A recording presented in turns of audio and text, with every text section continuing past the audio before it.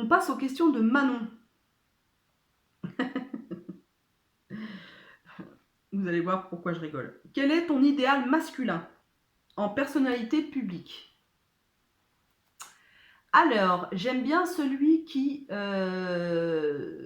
joue qui fait Hulk dans les Avengers. Je ne sais plus comment il s'appelle. Voilà. Mais le monsieur, l'acteur qui fait Hulk. Enfin, pas Hulk. Pas quand il est en Hulk. Quand il est un autre personnage. Quand il est en monsieur. Et pas en espèce de bestiole toute verte. Lui, je l'aime bien. C'est pas Paul Dano, c'est... Je sais plus. Je vous mettrai son nom là, d'accord? Voilà, mon idéal masculin, c'est ça. J'aime pas les hommes bodybuildés avec plein de muscles. J'ai horreur de ça. Je trouve ça moche. Je trouve ça moche. Voilà, c'est pas mon kiff du tout. J'aime bien. Je me suis rendu compte que j'aimais bien les bruns. J'aime bien les bruns. J'aime bien les yeux verts. J'aime bien le côté rassurant chez un homme, c'est-à-dire rassurant. Voilà. Alors, soit par son physique, soit par son caractère, sa manière d'être. Euh, voilà. Quel est ton idéal féminin en personnalité? En personnalité, personnalité publique féminine.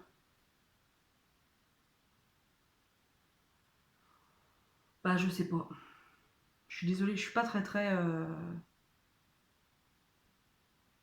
Ah, si, peut-être Elisabeth Moss. C'est ça, Elisabeth Moss, celle qui a joué dans La Servante écarlate de Handmaid's Tale. Excusez mon accent de merde. J'adore cette actrice, je trouve qu'elle joue très très bien. Je l'ai vue aussi dans le film, son dernier film, là, bon, L'homme invisible en français, hein, parce que sinon je vais, je vais me rapper encore. Elle joue très très bien, vraiment très très très bien dans ce film aussi. C'est vraiment une très très bonne actrice. Euh, enfin, je fais pas trop, ouais, je fais pas trop attention au physique en fait. Faut qu'il y ait une harmonie quand même, quoi. Enfin, c'est plus les caractères, moi, le côté charismatique, le caractère, l'aura en fait de la personne qui va me plaire ou non, quoi. Quel était ton rêve étant petite et ou adolescente? Je voulais chevaucher les plaines comme une apache. Réellement. Réellement. Je me souviens, j'étais sur la balançoire à Califourchon, je prenais des couvertures, ça me faisait mon barda, voilà, et j'y allais, quoi. J'étais vraiment dans ma bulle, et ça durait des heures. Ça pouvait durer des heures. Euh, je me souviens, hein, je me faisais des histoires de western, de, de, de grandes chevauchées fantastiques, c'était merveilleux. C'est des moments, je crois que je me souviendrai toute ma vie, ces moments de liberté dans ma tête, être libre dans sa tête. Ah, ça, c'est jouissif au possible. Jouissif au possible. Et j'aimerais bien pouvoir revenir à cet état de liberté que personne ne voit. Vous voyez ce que je veux dire? Partir dans sa tête. Ah, et être libre. Et ado, moi mon kiff c'était vraiment, hein, et pendant des années ça a été les samedis après-midi, me mettre dans un vieux fauteuil en sky noir et de lire, de lire. Je lisais énormément, énormément, énormément. Je lisais tout, je lisais. C'était ça mon adolescence. Voilà. Parce que c'était pas que j'étais mal dans ma peau, mais j'étais une vraie ado, quoi. Hein, ouais, enfin une vraie ado. Je sais pas, j'étais pas très difficile. Selon ma mère, j'étais pas très difficile. J'étais pas une ado difficile. Donc, si, je rêvais d'amour. Je rêvais de rencontrer un garçon qui m'aime, que j'aime, de la tendresse. Ouais, je rêvais de tendresse étant ado. De tendresse et de douceur. Je me souviens de ça. Parce qu'à la maison, il n'y a pas trop de douceur.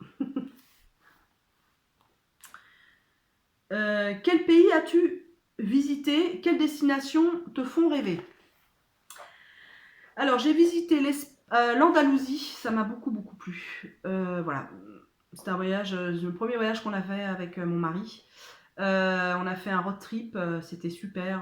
Voilà, on avait la bagnole, on a fait les plus grandes villes, les plus jolies villes d'Andalousie, c'était magnifique. Je vous le conseille à 1000%. Il y a vraiment des paysages, c'était superbe. Et puis, ça faisait la deuxième fois que je prenais l'avion et c'était chouette aussi. Enfin, j'ai tout aimé de ce voyage. J'ai tout aimé de ce voyage. Les couleurs, les gens, les monuments, l'histoire du pays qui est très riche. Enfin, l'histoire ouais, de cette partie de l'Espagne qui est très riche. C'est magnifique. La boue, j'ai adoré. Moi, j'adore l'apéro, j'adore les tapas, j'ai tout aimé. J'ai tout aimé de l'Espagne. De cette partie de l'Espagne, l'Andalousie, je connais pas le reste. Donc je peux pas juger le reste, mais les balades le soir en t-shirt, il fait bon, il fait été. Oh, très bon souvenir l'Espagne, très très bon souvenir. J'ai été en Autriche aussi, mais ça m'a pas du tout plu. Les Autrichiens sont. Enfin, ceux qu'on a vus en tout cas, vraiment, mais je le dis vraiment avec. Voilà, j'avais 15 ans. On était dans un camping, on était des Français, on a été juste pas acceptés du tout dans le camping autrichien. Et même quand on allait dans la ville, vous savez, où il y a la maison de Mozart, je ne sais plus la ville, j'ai plus son nom en tête. On était surveillés comme si on était comme si on sortait de prison, quoi, comme si on était des voyous. Beaucoup de racisme. J'ai vécu beaucoup de racisme en Autriche. C'était affligeant, quoi, affligeant. Des gens, mais exécrables. Exécrables. Donc l'Autriche, plus jamais. Plus jamais. Quelle destination te fait rêver? L'Italie. L'Italie, j'aimerais bien faire toute la côte amalfitaine avec les citrons, avec aller jusqu'à Capri. Enfin voilà, moi ouais, l'Italie, parce que j'adore la nourriture d'inspiration italienne. J'adore la cuisine italienne. J'ai vu des photos de justement cette côte amalfitaine avec ce soleil, avec ça a l'air, cette douceur de vivre. J'aimerais beaucoup aller en Italie. Quel a été ton premier boulot? Vendeuse en boulangerie. Ouais, vendeuse en boulangerie. Je devais avoir 16 ans. Ouais, 16 ans. Il me payait comme ça de main à la main au black. Voilà. J'aimais bien parce que à la fin du service, je ramenais en période de frais, je ramenais des grandes tartes aux fraises qui étaient invendues à la maison. Et ça, j'adorais ça. Et j'ai beaucoup aimé ce travail. Mes patrons étaient très gentils et ouais, c'était chouette. C'était vraiment chouette. Les clients étaient un peu relous des fois, mais ça c'est normal, hein. On est tous un peu relous. Ouais. Quelles sont tes opinions impopulaires? Alors, quand j'ai vu ta question, Manon. Oui, j'ai pas dit c'était Manon. C'est les questions de Manon, hein, depuis la personnalité publique, hein. Excuse-moi Manon, pardon. Oh. Donc, quelles sont tes opinions populaires? J'ai été voir sur YouTube ce que c'était parce que je ne savais pas ce que c'était comme style de vidéo. Mes opinions populaires, j'aime pas trop les enfants. À part ma fille et mes neveux, mes nièces, enfin les enfants de mes proches, en gros, que j'aime. Ouais, je suis pas trop gamin, quoi. Je suis pas à l'aise du tout avec les enfants, surtout les petits enfants.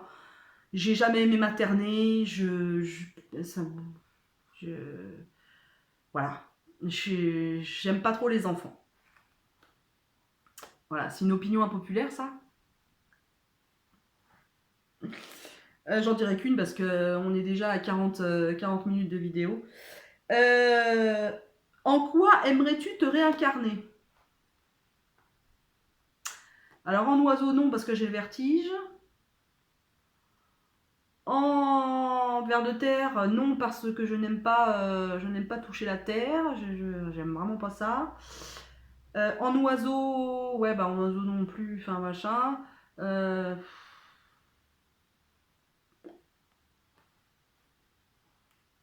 Bah, je sais pas.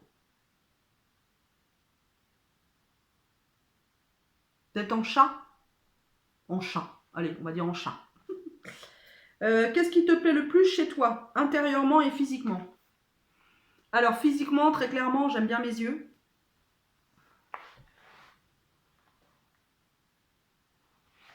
Voilà, j'ai les yeux verts, j'aime beaucoup mes yeux, voilà.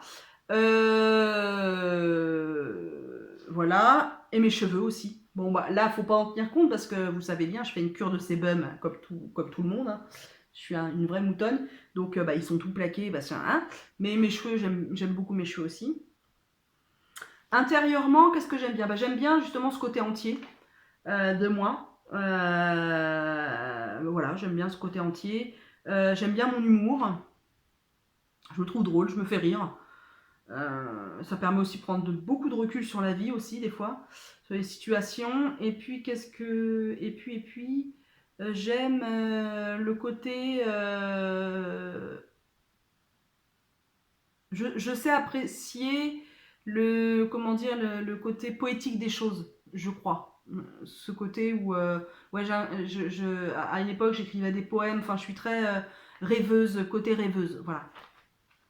À quoi ressemblerait la maison de tes rêves? Alors, une petite maison, je n'aime pas les grosses maisons. Je trouve que déjà, il faut y faire le ménage. Moi qui ai horreur de faire le ménage, déjà. Et je trouve que ça sert à rien d'avoir des grosses baraques. Pourquoi? Il y a tellement de gens qui cherchent à se loger.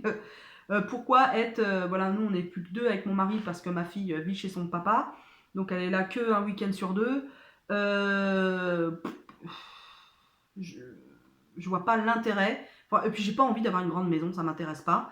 Là, on a une maison, je trouve, de taille raisonnable. Si on avait plus petit, pourquoi pas. Voilà, une petite maison isolée parce que j'en ai marre de mes voisins. Hein. J'en ai marre d'être collée à mes voisins. Les maisons mitoyennes, c'est juste l'horreur. Voilà. Isolée près de la montagne. En montagne ou près de la montagne. Ouais, je pense que ça mon kiff. Avec du terrain, mais pas trop non plus. Hein. Ouais, 1000 mètres carrés de terrain, ça me plairait bien. Voilà, en gros. Pop, pop, pop, pop, pop, pop. Alors là, c'est Marie. Marie DNGG qui m'écrit. Comment arrivez-vous à gérer le fait que votre opération soit déprogrammée? Ben, j'en ai parlé un peu avant. Ben, c'est pas agréable. C'est pas agréable d'attendre. C'est pas agréable d'être dans le flou. Là, j'avais quand même réécrit à mon chirurgien pour lui dire que j'étais très stressée, quoi. Que j'étais très stressée, que ce flou, moi, m'angoissait énormément, que je le vivais très mal et que déjà, et aussi j'avais des douleurs physiques qui s'installaient et que j'avais beau voilà, marcher plus, etc., que ça qu'elle ne disparaissait pas, quoi, qu'elle ne diminuait pas et que ça m'inquiétait beaucoup. J'ai par exemple, j'ai extrêmement mal aux os des pieds, par exemple. C'est une douleur affreuse, mais vraiment affreuse.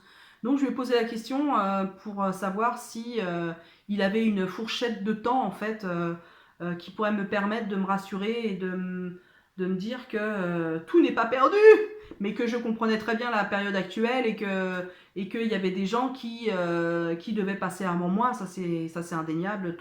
Toutes les personnes qui ont à subir des opérations, par exemple, en cancérologie, je comprends totalement, enfin, il n'y a aucun souci. Mais j'avais besoin aussi d'exprimer à mon chirurgien, bah, je suis sa patiente et j'allais pas bien, donc voilà. Et il m'a répondu qu'il prenait bien en compte bah, ce que je lui disais, et notamment aussi, je lui ai parlé que moi, au mois de septembre, je commençais un nouveau boulot, logiquement, et que ne sachant pas quand est-ce que je vais être opérée, c'était un peu compliqué, quoi. Donc, et il m'a répondu qu'il prenait mes, comment dire, il prenait mes arguments en compte et qu'il ferait tout pour pour accéder à ma demande, en fait, hein. Selon lui, logiquement, les opérations devraient reprendre au mois de mai. Avant l'été, m'a-t-il dit. Donc, logiquement, il m'a dit que je serais opérée avant septembre. Ça, c'est pour lui, c'est quasiment sûr. Mais qu'il ne pouvait pas me le confirmer. Mais c'est très compliqué. C'est très compliqué à vivre. Quelle raison vous a-t-on donné pour cette déprogrammation? Bah, le fait, justement, qu'il y a que déjà, il y avait... En fait, tous les postes de réanimation sont pris par les personnes qui ont besoin de respirateurs, qui sont atteints par le Covid et qui ont besoin de respirateurs. Donc, ils ont pris les respirateurs des blocs opératoires. Donc, les blocs opératoires sont fermés, tout simplement. Donc, il a fallu déprogrammer une centaine d'opérations sur le mois d'avril. Ce qui est énorme. Et un peu sur le mois de mars aussi. Fin mars aussi, ils ont déprogrammé. Donc, imaginez-vous, au mois de mai, il faut qu'ils reprogramment Ils vont commencer à reprogrammer, je pense, à partir du mois de mai, toutes ces opérations. Donc, ça se trouve, je passerai en juin. Moi, pour moi, à mon avis, je vais passer en juin ou juillet. Donc, voilà, et je comprends qu'ils aient favorisé forcément les gens qui en avaient plus besoin, quoi.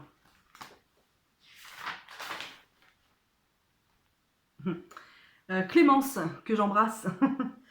Es-tu heureuse? Alors, dans la globalité, oui. En général, voilà. Oui. Oui, je suis heureuse. Oui, je suis heureuse. Est-ce que tu t'aimes? Coquine, Clémence, coquine. Non. Non. Dans la globalité, non, je ne m'aime pas. Non, je m'aime pas beaucoup. Oh, le lapsus. Je ne m'aime pas. Non, je ne m'aime pas. J'aime pas ce que je suis. J'aime bien ce que je suis à l'intérieur, globalement, mais l'image que je renvoie, pour moi, c'est extrêmement compliqué. Il y a des fois où je vais pas... Voilà, je vais vivre normalement, comme tout à chacun, je me pose pas de questions. Et il y a des jours où, l'autre jour, là, je passais devant la glace, c'était très compliqué, très très compliqué pour moi. Très très compliqué, mais bon. Est-ce que tu fais ta chaîne YouTube pour toi ou pour les autres? Ben, les deux, mon général, mon camarade, je ne sais plus comment on dit. Pour moi, comme je l'expliquais un peu avant, c'est que ça m'aide, hein, ça m'aide au quotidien, ça m'aide vraiment beaucoup, beaucoup à évoluer sur ce que je suis, sur mon comportement, sur la nourriture, sur tout. Ça m'aide énormément, énormément. Et pour les autres, parce que je me suis rendu compte que ce que je disais notamment dans mes vidéos mes vidéos de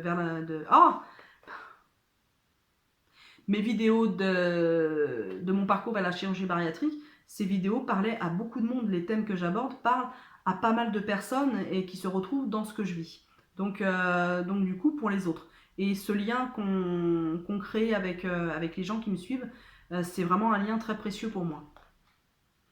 Est-ce que tu te ranges dans une catégorie alimentaire? Végie, pesco.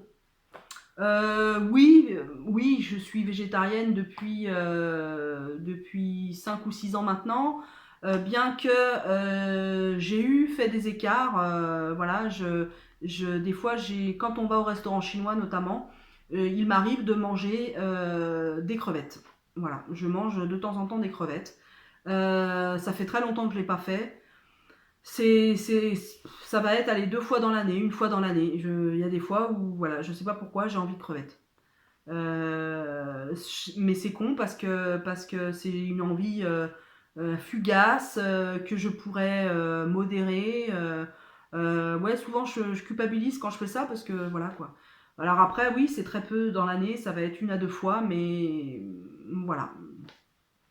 Mais la plupart du temps, comme ceux qui me suivent sur Instagram le voient bien. Après, on peut publier ce qu'on veut, hein, mais non, dans la globalité, je suis végétarienne, à tendance végane quand même, parce que je mange régulièrement végane dans la semaine. J'ai maintenant, c'est quasiment 70% végane et le reste végétarien. Quel aliment tu détestes? Oh, quel aliment je déteste? les topinambours. C'est dégueulasse. Je comprends pas pourquoi ça existe, les topinambours. C'est dégueulasse. Qu'est-ce qui t'aide au quotidien matériellement et humainement? Mon mari. Alors, humainement, c'est mon mari. Je suis si fière d'être sa femme depuis janvier. On est des mariés de 2020, ça va être rare cette année, les mariés. Ouais, mon mari, ma fille. Mon mari, ma fille, c'est toute ma vie. Mes animaux, c'est toute ma vie aussi. Ma famille, mes amis, pareil, c'est très très important humainement pour moi. Matériellement, je me rends compte que j'ai besoin, j'ai besoin d'une sécurité. Voilà, on a une maison, on a une voiture, matériellement, j'ai besoin d'une sécurité comme ça. Mais je ne suis pas dans la consommation à outrance, c'est plutôt, j'essaie d'être raisonnable. Et je pense, raisonnable en termes de consommation. J'ai pas besoin de me rassurer en achetant plein de choses. J'arrive à me rassurer moi-même sans multiplier les achats. Voilà. Et bien écoutez, c'était ma dernière question. Et ben voilà, c'est terminé. La FAQ, peut-être que... je vous remercie beaucoup, beaucoup, beaucoup de vos questions. Ça a été un plaisir. J'espère que ça s'est bien passé pour vous, parce que ça s'est bien passé pour moi. Je vous dis à très, très, très vite et encore un grand merci. Ciao!